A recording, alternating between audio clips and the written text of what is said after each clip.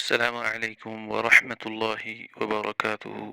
الحمد لله رب العالمين، والصلاة والسلام على رسوله الأمين وعلى آله وأصحابه أجمعين، آمين. اللهم صل على محمد وعلى آل محمد كما صليت على إبراهيم وعلى آل إبراهيم إنك حميد مجيد، وبارك على محمد وعلى آل محمد كما باركت على إبراهيم وعلى آل إبراهيم إنك حميد مجيد. رب اشرح لي صدري ويسر لي أمري واحلل عقدة من لساني يفقه قولي. رب زدني علما، رب زدني علما، رب زدنی علما، آمین یا رب العالمین. پیارے دوستو، آپ کا خیر مقدم ہے ہمارے اس یوٹیوب چینل عرفان القرآن میں. ہمارے اس یوٹیوب چینل کو لائک، سبسکرائب اور شیئر کیجیے. آج ہم بات کرنے والے ہیں قیادت اور عالمی اسلام. عالم اسلام کو دنیا کی قیادت کے لیے اللہ تعالی نے منتخب کیا تھا، مگر امت نے اس عظیم سنت کو پاؤں تلے رون ڈالا. امت کی قیادت ان ظالموں اور جابروں کے ہاتھ میں آئی جو امت کو تاریخی میں دھکیل چکے ہیں. پیارے دوستو، امت کا عظیم سرمایہ یعنی نوجوان امت کی قیادت سے بے تعلق ہو گیا. مغرب کے پڑھے لکھے، مغرب کی تعلیم گاہوں سے فارغ شدہ نوجوان امت کے رہبر بننے کے بجائے رہزن بن گئے. پورا عالم اسلام ایک اضطراب کا شکار ہے. امت کبھی علی رضی اللہ عنہ بن ابی طالب کی تلاش میں ہے، کبھی صلاح الدین ایوبی رحمۃ اللہ علیہ کی تلاش میں ہے، کبھی محمد بن قاسم رحمۃ اللہ علیہ کی شجاعت کے قصے سنائے جاتے ہیں، یا کبھی سلطان محمد فاتح رحمۃ اللہ علیہ کا ایمانی جذبہ یاد دلایا جاتا ہے.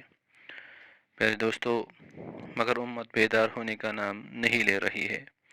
محض ان قصوں کو مسجدوں اور محرابوں کی زینت بنا کر پیش کر کے امت کو کیسے جگایا جا سکتا ہے؟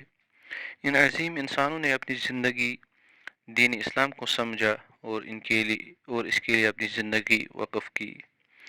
بندہ اور غلام بنا کر رکھتا ہے. یہ بھروسہ شرک کی عمارت کو مسمار کر کے اللہ تعالی کی وحدانیت کا داعی بنا دیتا ہے. روحانیت، یہ وصف قیادت کو رسول اللہ صلی اللہ علیہ وسلم کی لائی ہوئی شریعت کی تابع داری سکھاتا ہے. انسان کو ایک حیوان سے فرق کرتا ہے. یہ وصف انسان کو اپنی ماں کے قدم میں جھکا دیتا ہے.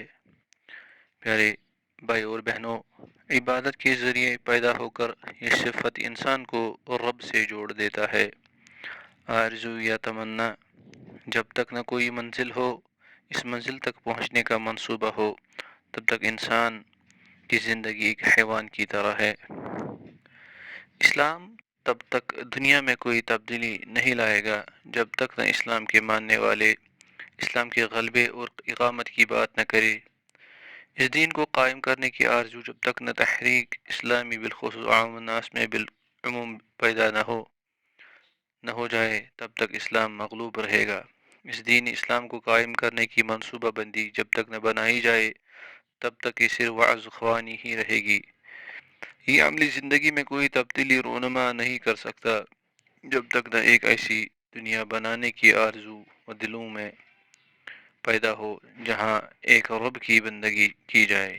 پیارے بھائی اور بہنوں، جہاں ایک رب کے بتائے ہوئے قوانین کے مطابق عدل اور انصاف قائم کیا جائے، جہاں صرف ایک رب سے ہی ڈرا جائے، جہاں سچائی کی طرف دعوت دی جائے اور برائی سے روکا جائے، جہاں سب انسان برابر ہو، اور جہاں قوم کا قائد لوگوں کے ہمراہ عوام کا خادم بن کر رہے.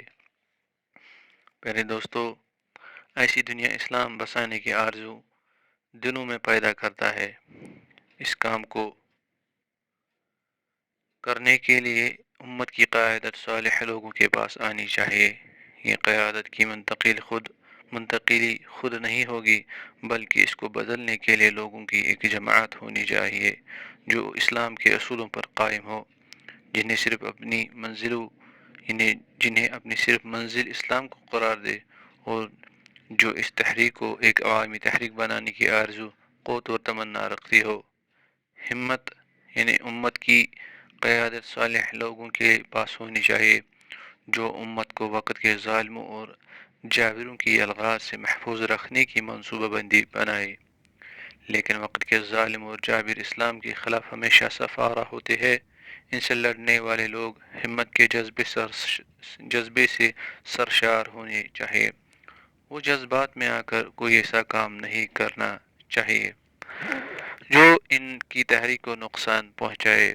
پیارے بھائی اور بہنوں، امت کو اسی قیادت کی ضرورت ہے جو جہالت کا مقابلہ ہمت سے کرے اور اس ہمت کی وجہ سے امت کو اس جہالت سے نجات دلا سکے۔ جب قیادت ڈر کر اور وقت کے مسائل سے بھاگ کر فیصلے کرے تو وہ زوال کا شکار ہوئی ہے۔ قیادت جب بھی خود کے لیے جیتی ہے تب وہ ناکام ہوتی ہے، لیکن قیادت جب ہر ایک کام امت کے لیے کرتی ہے تب امت اسے دوبارہ امارت پر قائم رکھتی ہے۔ اللہ تعالیٰ سے دعا ہے کہ ہم سب مسلمانوں کو ظالم جابروں سے بچائے اور ہمیں اس امت کی قیادت کرنے کی توفیق دے قرآن و سنہ کے مطابق۔ آمین یا رب العالمین۔ اور ہمیں یہاں پہ ہی اجازت دیجیے۔ اللہ حافظ ناصر۔